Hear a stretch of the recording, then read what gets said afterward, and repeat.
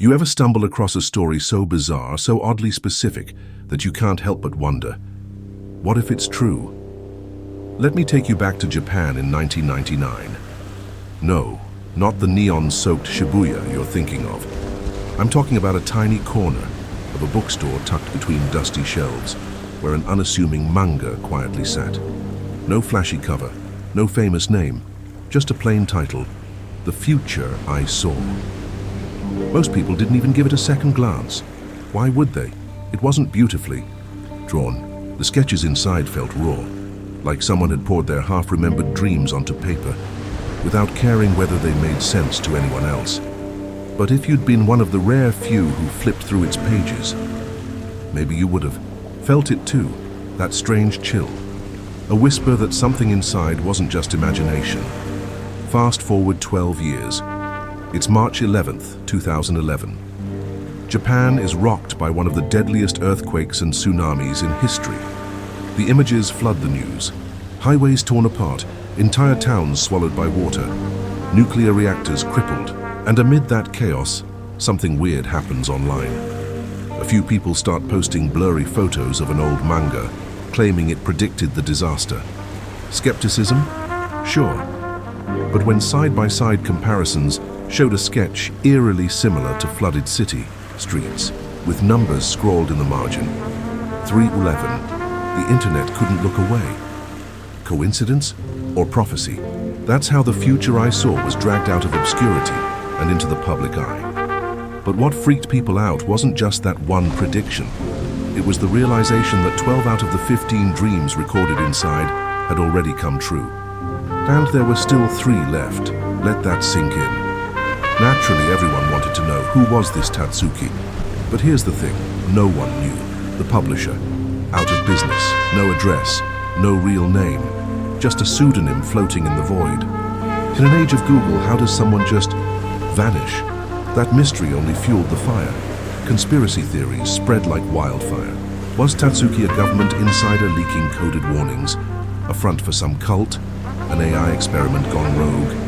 And then, just when interest started to cool off, she reappeared. In 2023, a re-release of the manga hit shelves. But this time, it wasn't just raw sketches. Tatsuki had added commentary, backstories, even explanations for the symbols. For the first time, she shared a glimpse of herself. Born in 1954 in Kanagawa, a quiet childhood, loved to paint, sing, daydream. But at 9 years old, something changed. She started seeing a man in her dreams, silver hair, kind eyes, soft-spoken, and he showed her things that hadn't happened yet. At first it was harmless, then it got unsettling. Her first big dream happened in 1976.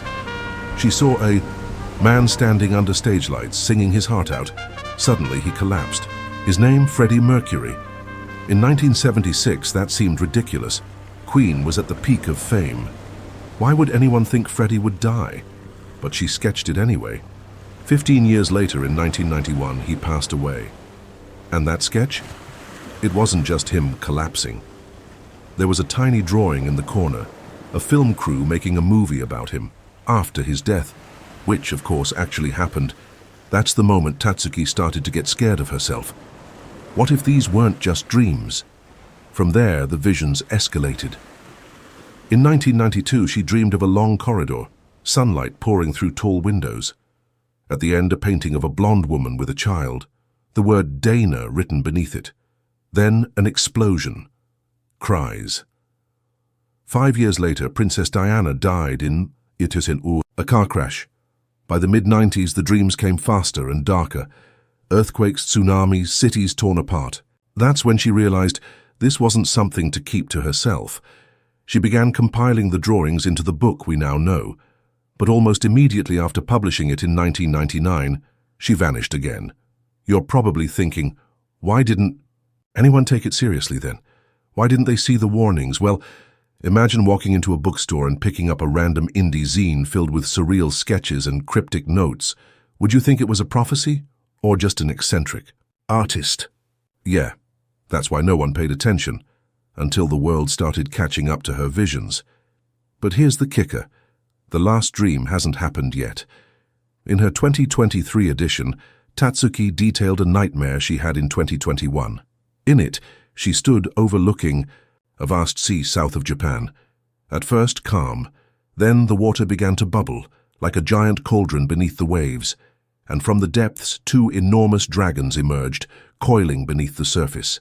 Then came an explosion, so powerful it tore the sea open.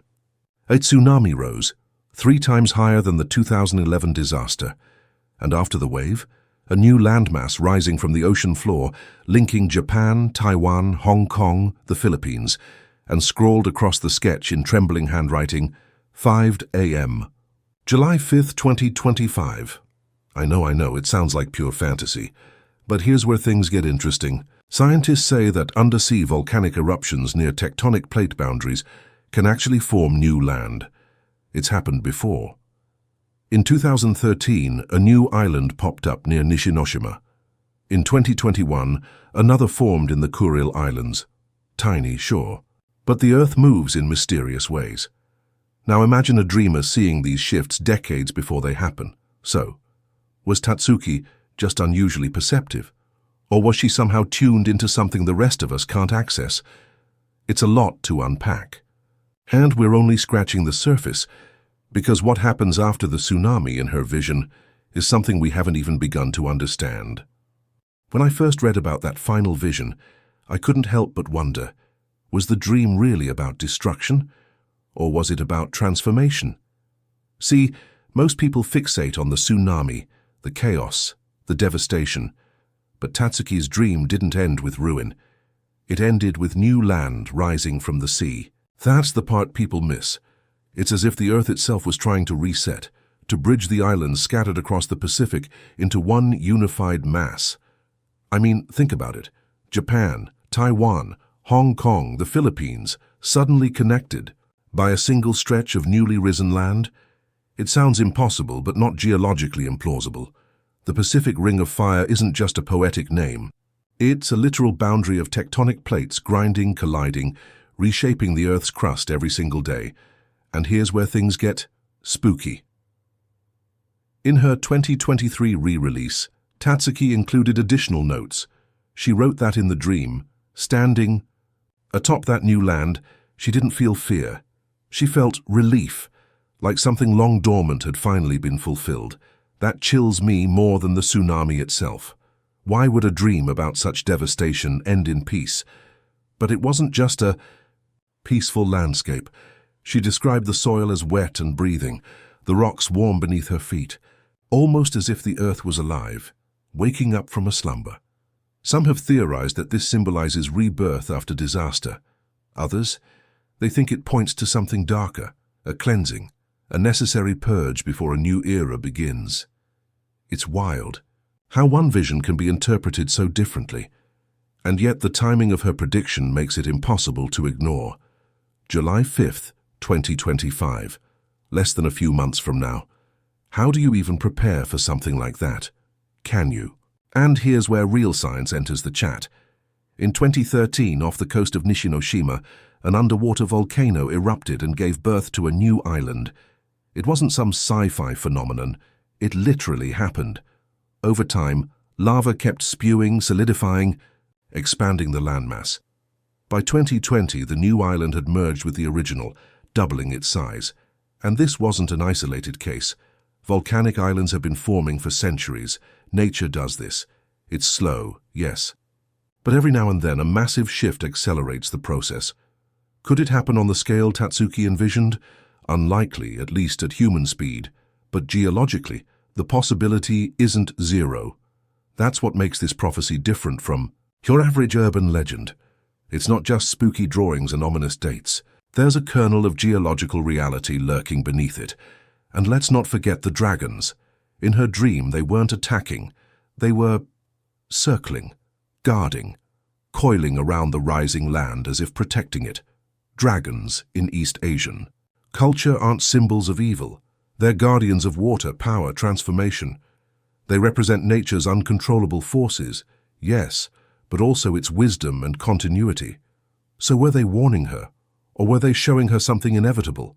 kept thinking about that symbolism, about how ancient myths and modern science collide in ways we don't fully grasp. Maybe Tatsuki's dragons weren't literal creatures. Maybe they were tectonic plates themselves, twisting beneath the sea, shaping the landscape from below. It's poetic, sure, but it's also a compelling metaphor. And then there's that other dream she confessed to, buried deeper in her journals. In the late 90s, long before the 2011 disaster, she dreamed of standing in the middle of a destroyed city. Roads cracked open, buildings tilted like dominoes, a bridge torn in half dangling into water. The most haunting part, she looked down and realized she wasn't standing on land anymore. She was surrounded by water on all sides, and the clock in that dream read 5:00. Was that dream about the 2011 earthquake? Or was it still pointing toward 2025? Tatsuki herself wasn't sure. But what unsettled her wasn't the destruction. It was a tiny detail. In the dream, she was wearing a short-sleeved shirt. Why does that matter? Well, the 2011 tsunami happened in March. Japan's still cold then. But in her dream, it felt like summer.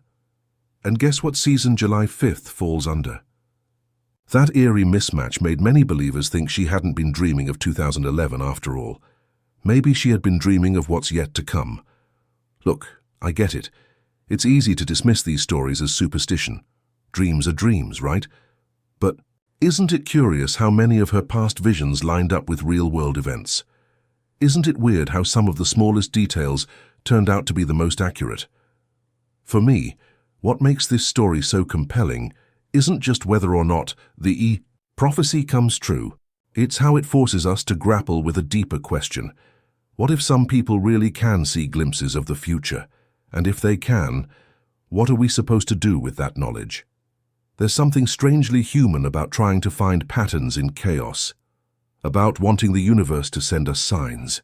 Maybe that's why Tatsuki's manga feels less like a warning and more like a mirror, reflecting our own anxieties about the fragile line between stability and collapse. And yet, I keep going back to that final image. Standing on new land, under a grey sky, watching the sea stretch out endlessly. No destruction in sight, just quiet. What if the end isn't really an end? You know what's funny? The more I read about Tatsuki's dreams, the less they felt like predictions, and the more they felt like questions. Not answers handed down from some mystical force, but puzzles, invitations to think deeper, to wonder about the connections between dreams, reality, and the unseen patterns threading them together. I couldn't stop thinking about that feeling of standing alone on a strange new land. Imagine waking up after a disaster, surrounded by silence, the world you knew, gone, but in its place, a blank canvas, a second chance. That imagery struck me. It's unsettling, sure, but it's also weirdly hopeful. I started wondering if anyone else had dreams like that, visions they couldn't explain, glimpses of events they couldn't possibly have known. Turns out, they have. In fact, throughout history, we've had countless stories of people claiming precognitive dreams. You know, Abraham Lincoln reportedly dreamed of his own funeral a few days before he was assassinated, or that Mark Twain dreamed of his brother's death, in exact detail, only to watch it unfold days later. Crazy, right? But these aren't just spooky campfire stories. Even in modern psychology, there's an entire field dedicated to studying dream precognition. And while science hasn't proven prophetic dreams, the phenomenon has been documented across cultures, religions, and time periods. So maybe Tatsuki wasn't an anomaly. Maybe she was just one more thread in this weird tapestry of human experience. One more storyteller trying to sketch the incomprehensible. But if that's true, it raises another question. Why her? Why would someone with no political power, no fame, no platform, be the vessel for visions of earthquakes, deaths, and catastrophic change? Why not a scientist, a world leader, someone who could actually prepare people? Maybe that's the point. Maybe the universe, or whatever force you believe in, chooses unexpected messengers on purpose, people who can't change the outcome, but can plant a seed of awareness, a tiny nudge to remind us, hey, nothing's permanent, pay attention. But here's the thing, not everyone wanted to listen. After Tatsuki's manga resurfaced post-2011, it wasn't just admiration she got. She was mocked, accused of being a fraud. Conspiracy theorists spun wild tales that she was a deep state puppet or a marketing stunt for some hidden agenda. Fake accounts popped up online, pretending to be her, posting new prophecies just to go viral. It became harder and harder to tell what was genuine and what was noise. Imagine what that must have felt like, to carry dreams that terrified you, to try sharing them only to be ridiculed, to watch your warnings twisted into memes, hashtags, clickbait. At some point she disappeared again. No interviews, no appearances, just silence, and then, seemingly out of nowhere, the 2023 re-release dropped. A revised edition, thicker than the original, with commentary scribbled in the margins like she was finally letting us peek inside her mind. And in that edition, a final note. I'm not asking you to believe. I'm asking you to wonder. That hit me, because it wasn't a plea for faith. It wasn't some desperate attempt to be proven right. It was an invitation, a gentle push to look at the world a little differently. And honestly, isn't that what art is supposed to do? I kept coming back to those dragons in her vision. Coiling, beneath the sea guarding the rising land. Everyone fixated on them as symbols of destruction. But maybe they weren't destroyers. Maybe they were witnesses. Watching over a transformation we can't yet understand. It reminds me of how we view natural disasters, earthquakes, volcanoes, tsunamis. We see them as tragedies. And they are.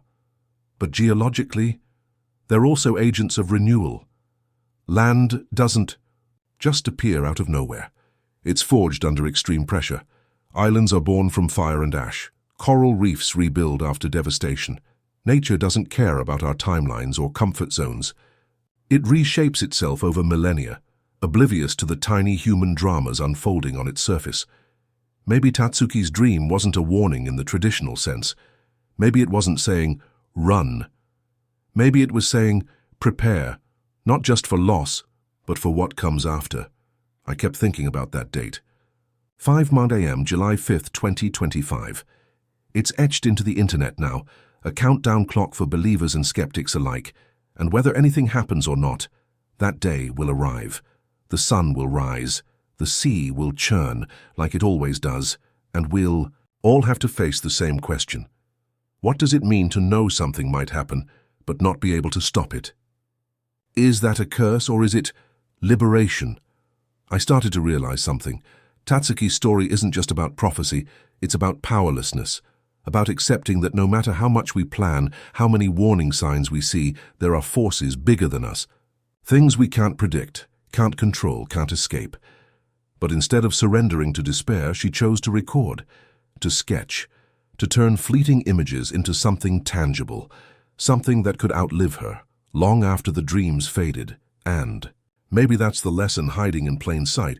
Not believe everything, not panic, but simply pay attention. For Tatsuki, sharing her final and most frightening vision wasn't a decision made lightly. After waking from that 2021 nightmare with the words, "The real disaster will come in July 2025, seared into her mind, she knew this message could shake people to their core. Yet she also understood it might save lives. Just as she had in 1999, when she boldly inscribed, "A great disaster will occur in March 2011 on her manga's cover, Tatsuki chose to pass along the warning. This time, in the reissued edition of her book, The Future I Saw, she included that dire warning about 2025. And once again, people were left to grapple with a haunting question. Could a dream really foretell the future?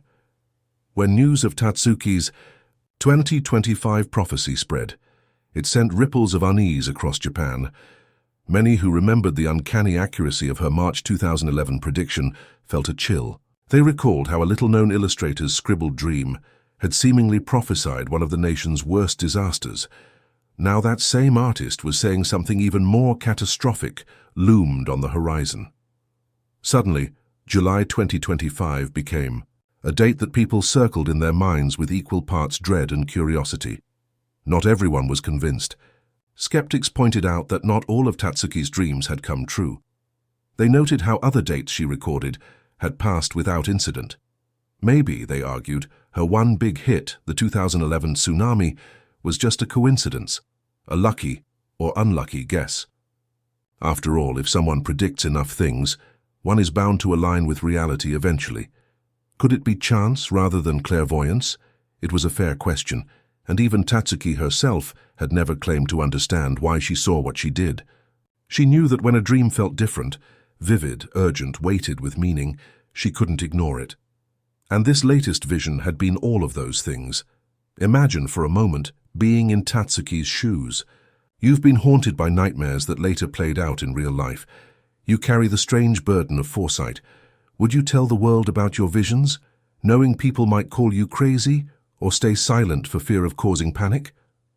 Tatsuki faced that very dilemma more than once.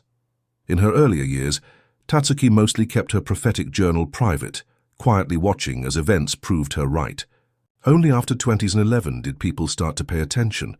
By 2021, she understood the weight her words carried. Sharing her July 2025 prophecy was an act of courage and of compassion. She gave the warning in hopes it might save lives. As the year 2025 drew closer, an uneasy anticipation settled over those who believed Tatsuki. Some coastal communities quietly updated their emergency plans and held drills just in case. In a way, Tatsuki's nightmare galvanized people to be ready for any disaster, prophecy or not. As Tatsuki wrote to her readers, the important thing was not to panic, but to prepare, to act now rather than live in fear. She didn't want to sow panic. She wanted to spark vigilance and solidarity. But beyond practical preparedness, there was something even deeper in Tatsuki's message, a seed of hope hidden in the doom. She spoke of another dream that came after the vision of destruction. In it, she saw a world beyond July 2025 that was strangely beautiful. In her vision, humanity learned from the catastrophe. People were kinder, communities closer, as if surviving. The darkness had unlocked a bright spiritual era for humankind. She even hinted that after the catastrophe would come an awakening, that the true miracle would be a change in our hearts. Tatsuki wasn't foretelling the end of the world, far from it. She seemed to be saying that if we get through this trial, we might actually come out better on the other side. This dual vision, looming disaster and potential rebirth, gives Tatsuki's prophecy an unexpectedly uplifting twist. It turns a terrifying prediction into a call to reflect on what really matters. Disasters have a way of stripping life down to basics, reminding us of the value of a hand to hold, a roof overhead, the simple breath in our lungs. Maybe you don't believe in prophecies at all, but the lesson here transcends that. If you knew something irreversible could happen tomorrow, how would you live today? It's a question worth asking, prophecy or not. Tatsuki's story urges us not to wait for a warning to start appreciating our lives and our loved ones. Prepare for the worst, yes, but also cherish every sunrise as a gift. We're left with as many questions as answers. How one woman can see. Glimpses of tomorrow in her sleep, whether by fate, gift, or luck, no one can say. It remains an unsolved mystery. Still, one thing is clear, her decision to share these visions made an impact. She turned private nightmares into public cautionary tales, nudging us all to respect nature's power and maybe to trust that our intuition can hold wisdom. In the end, whether July 2025 brings calamity or passes quietly, Tatsuki's warning has already left its mark. If nothing happens, we'll all breathe a sigh of relief. If something does, perhaps fewer lives will be lost because one woman's dream gave others a chance to brace themselves. Either way, we've been changed simply by hearing her story. Forewarned is forearmed, as the old saying goes. Tatsuki gave the world a warning. What we do with it is up to us. Maybe that's the ultimate takeaway. The future isn't set in stone. It can be shaped by our actions, our preparedness, and our compassion. So as we step away from Tatsuki's story, we carry a piece of her vision with us. It's a reminder of life's fragility, but also of human resilience. It urges us to look at each other with more wonder and empathy, because who knows what tomorrow holds. In that sense, her prophecy is less about doom and more about waking up to the reality that we're all in this together, and that we have a say in what comes next. Thank you for watching and exploring this unsolved mystery. I'd love to hear what you think. Do you believe dreams can really predict the future, or are they coincidences? Share your thoughts in the comments below. If you enjoyed delving into this mystery, please give the video a like and hit subscribe. There are many more strange stories to come. Until next time, stay curious and remember, even in the darkest mysteries, there's always a glimmer of hope.